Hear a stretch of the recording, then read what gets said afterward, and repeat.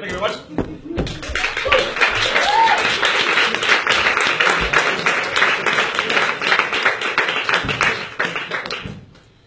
Once upon a time, in a land far, far away, the fairy tale was born. An improbable story of events leading to a happy ending. For as long as people have been around, fairy tales have been a way to educate and entertain. Across time and communities, people have chopped up and reassembled these stories to deliver their own moral message. The ancient Greeks had a go, Hans Christian Andersen, the Grimm brothers across Europe and the Americas and Asia and Africa and even Walt Disney. And us. Our story begins, unlike many of them do, in a land not so far from me and you. There are no magic forests, No potions or witches, no ugly trolls, underneath bridges, no fire-breathing dragon, or little talking mouse, just 3 young women in a little council house. Behold, here are 2 Of the aforementioned girls, all dressed in their finery. with long golden curls, Charmaine is the eldest. and as such a diva. Oh, sister, where art my Ravita? For I mustn't eat anything but. She did stress. If I do, I fear I may rupture my dress. Oh, stop it, you ninny! Don't make such a fuss. Every girl in the land wants to be us. Shakira, the younger by only 8 minutes, was filled with brash self-confidence.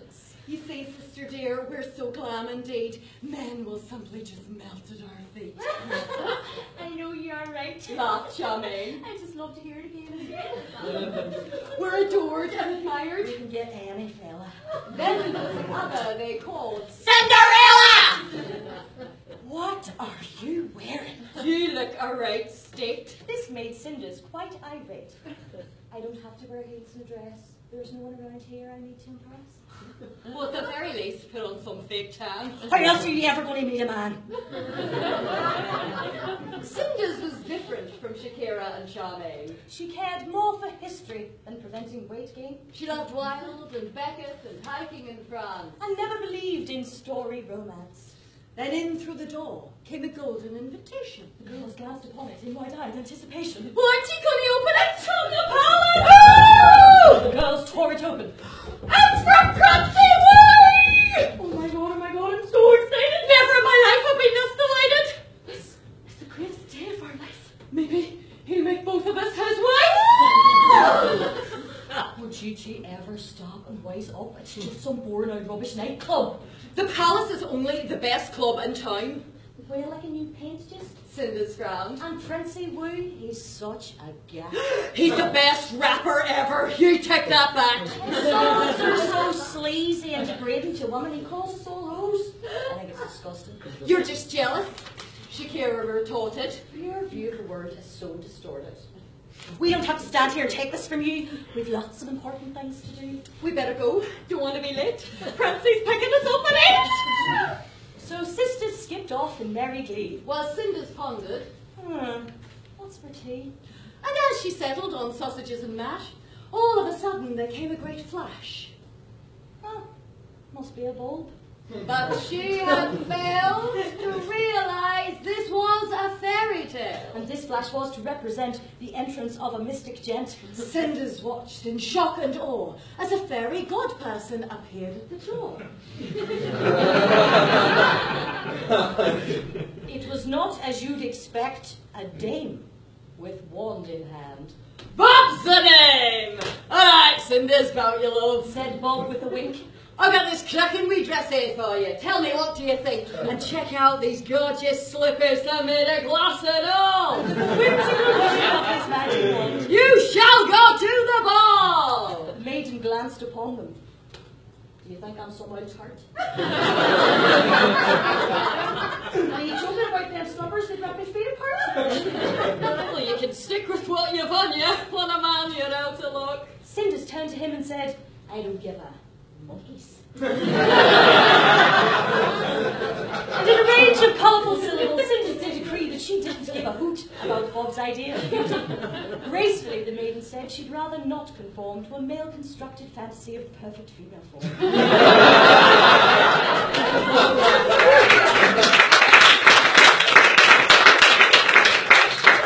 To yourself. Responded Bob. The air had turned quite blue. I didn't sign up for this. I'm done with it. I'm through. So as not to waste another flash, Bob spied stage right and made a dash. Bing bong. As if by magic, the doorbell rang, and a voice was heard. Hello, sweet thing! It's him! It's him! The girls did swoon, and in he came. Oh, what a buffoon. Yo, you honey's not sweet. I hope you got your dancing feet. Hey there, shorty, what's your name? Don't mind her, Prancy, she's just lame. Oh, ladies, don't be cruel. There's plenty of room in Prince's crew. Cause Prince is in the house, y'all, and you ain't gotta fight. There's room for all the honeys at the palace overnight. Cause Prince is in the house, y'all, and you ain't gotta fight. There's room for all the honeys at the palace overnight. Cinders was disgusted by Prince's attitude. She left her sisters to it and went strolling through the hood. To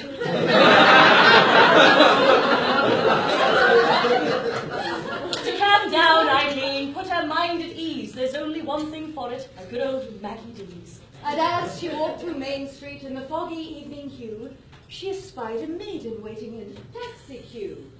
With hair as black as ebony and skin as white as snow, there's only one conclusion. She's a vegan for sure. Spoke Cinders. How are you doing out here this serenade? In dulcet tones, the girl responded. One could ask you the same thing, right? Sorry though for up day today, it's been a bit mad. I'm for the 24-hour Tesco's to get more porridge for the lads. You what? Tell them to get their own. Should I wouldn't have a notion. There's 7 of them down there and not a clue between them. That's crazy. Don't I know it? So I have to get it now. This mad doll broke into ours and drugged the porridge. Cow!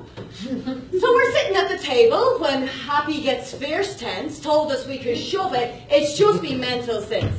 So Sleepy's climbing the walls, Sneezy thinks he's in the Stone Age, and while he's off chasing monsters, Grumpy's giving Doc a massage. Dopey thinks he's Shakespeare, speaking in all D's and Dows, and then the mad doll bursts back in 2 hours, and she's all, sorry, didn't mean to drug you there.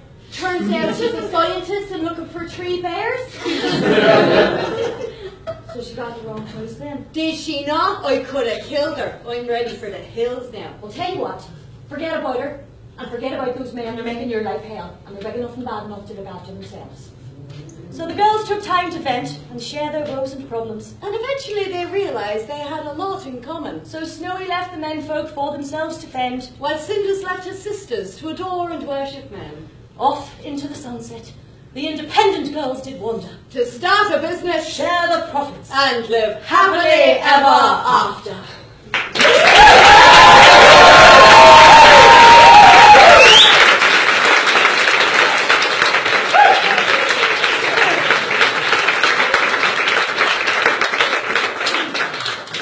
We all know the story of the Little Mermaid. Ariel, the 16-year-old mermaid, is dissatisfied with her life under the sea. I'm so dissatisfied with my life under the sea. Oh, hey, Flounder. What's that?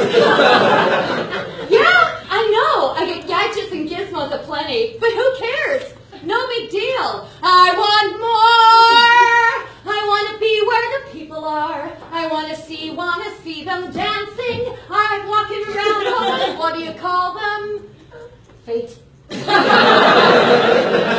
your fins, you don't get too far. Legs are required for jumping, dancing, strolling down. What do you call it? Promenade. Boulevard. Thoroughfare. Back passage. Oh, look up there! A boat! And ooh, what a handsome man on board. I think he's a prince. I can't stop thinking about him. What a dreamboat. What's that, Flounder? Huh? What do you say? There's a storm a-brewing. Man overboard! Oh, I'll save you, handsome man. Oh, look at you, so beautiful, lying there in the sand. I want to be free. Wish I could be part of your world. I know how you can be part of that world. Oh, hey, Ursula, you slimy, limpet-ridden sea cow. You can be where the people are.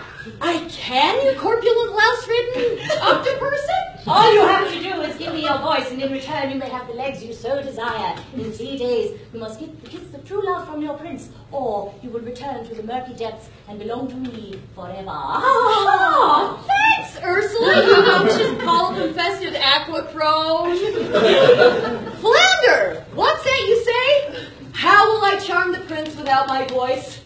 That's okay. I just gotta be beautiful. And I'll just do this crazy cooking montage of me doing stupid things like brushing my hair with a fork. Oh, you'll win him over in no time, what with your big blue eyes, long red hair, and complete lack of opinions.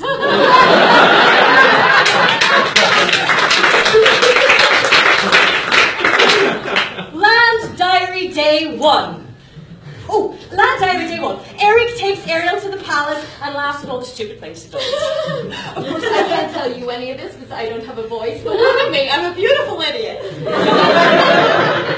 Land Diary Day 2. Oh my god, it's really happening. We're on this boat and it's nighttime and there's really romantic and all these animals are singing and shit and there's a music leading in and it's really happening and we're going to kiss and splash!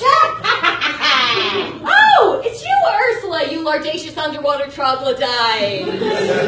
That was a close one. Now I shall transform myself into Vanessa, the singing, sizzling, sensual, sex-potting sea slag hankering after the heart of the handsome Prince Eric, the dim-witted, dimensionally challenged dolphish mantis. Land Diary Day 3. Eric is to marry Vanessa! Flounder! We must go to the wedding!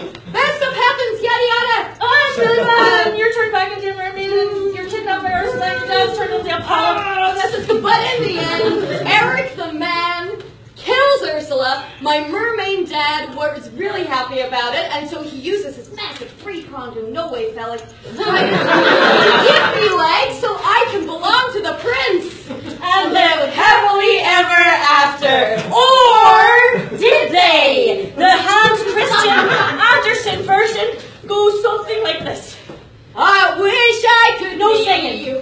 Hey, Flounder! No animal friends of any kind. Hey, Ursula! You ugly sea caps! No, Ursula, she was an independent businesswoman with fair and clearly set out terms and conditions. You have no voice, but you would have feet. Although, I would constantly feel like you were treading on sharp knives for every step that you took over the course of the rest of your life. But fear not, for you have all the time in the world to win the prince's heart. But if he does fall in love with someone else, then your heart will break, and you will turn into sea foam and float alone on the crest of the waves for all eternity. Land Diary Day 1. Oh, feet. Agony. Ouch. But I met the prince. Yay. He wants me to stay with him always. Yay. Day 3. Feet still in agony. The prince has allowed me to sleep on the velvet cushion. Yay! Outside his bedroom door. Day 15. I talked to the prince all day today. He's killing me. He said I move as delicately as a soap bubble. Yay! The prince says he loves me. Yay! As if I was a little child. Day 57. Went horse riding with the prince today. Got to clean up the manure. Yay! Day 83. The prince said if he was forced to choose a bride, he would rather choose me, his dumb foundling with my expressive eyes. Feet still really painful. Day 792. Agony! He's met the woman of his dreams. She's lovely. Tomorrow is another day. Day 895. It's the prince's wedding day. I get to carry his bride's train while thinking of the night of death that awaits me. Day 896. The prince brought me with him on his wedding barge, so I can sleep outside his wedding chamber on my velvet cushion.